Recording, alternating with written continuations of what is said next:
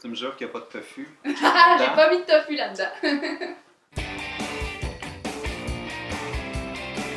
Salut tout le monde! Aujourd'hui, je vous reviens pour une deuxième capsule de recettes végé. Puis aujourd'hui, ça a beau être végétarien, c'est pas nécessairement santé parce que vous allez voir, du gras, il y en a. C'est un plat très réconfortant que mon père me faisait quand j'étais jeune et je l'ai adapté pour qu'il devienne végétarien. C'est-à-dire que mon père le faisait avec du jambon, puis moi j'ai décidé de remplacer ça par, pourquoi pas, du fromage en grains. Hein? Il n'y avait pas assez de fromage d'abord là-dedans. Alors cette recette est pour vous tous fans de fromage et voici comment je fais mon chou-fleur gratiné. Les ingrédients.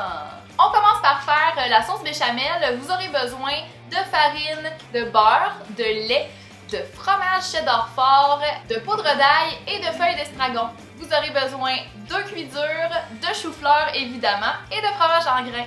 Si vous avez besoin de plus de détails sur comment faire cette recette, je l'ai mis sur mon blog, le lien va être en barre d'infos ci-dessous. Alors on commence par faire la sauce béchamel. On fait fondre le beurre tranquillement. On va ensuite ajouter la farine et brasser ensemble jusqu'à temps que ça devienne roussi. Une fois que ça c'est fait, on va ajouter les 2 tasses de lait et on va brasser jusqu'à temps que ça commence à bouillonner tranquillement. Une fois que ça commence à bouillonner, c'est là que je vais mettre les épices, c'est-à-dire un peu de poudre d'ail et des feuilles d'estragon séchées. Je vais ensuite rajouter le fromage cheddar fort râpé. Puis évidemment, sel et poivre au goût. Pendant ce temps-là, je vais avoir fait en même temps mes œufs cuits durs que je vais avoir coupés en 8. Et je vais aussi avoir blanchi mes choux-fleurs pendant 3 minutes seulement. Suite à ça, on va tout mettre ça ensemble dans un plat allant au four et on va enfourner à 350 pendant environ 20 minutes.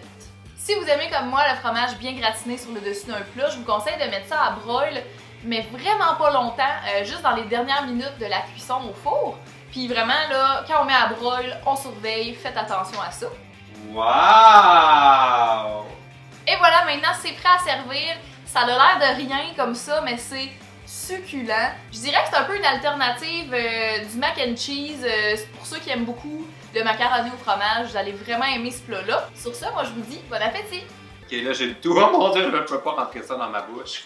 Ok.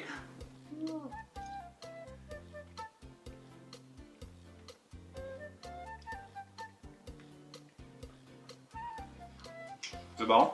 Elle fait squish squish, je pense que c'est ce que j'aime le plus.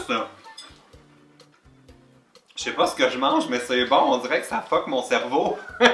Je suis comme pas capable de... Ça goûte rien que... Ça goûte plein de choses que je connais, mais pas ensemble d'habitude.